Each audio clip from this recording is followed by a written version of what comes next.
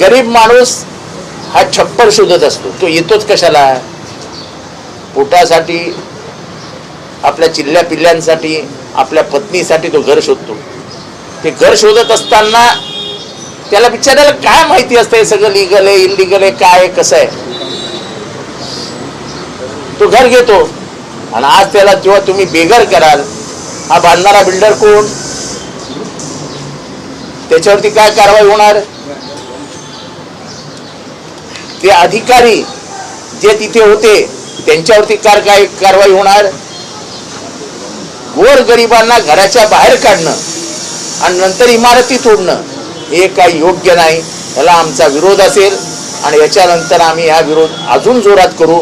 पण आमची एकनाथ शिंदेकडनं एवढीच अपेक्षा, शिंदे साहेबांकडनं, की जो न्याय कल्याण डोंबिवलीला लागला तोच न्याय तुम्हाला कळवा, मुंब्रा, शीळ, दिवा, टायगरला द्यावा लागेल.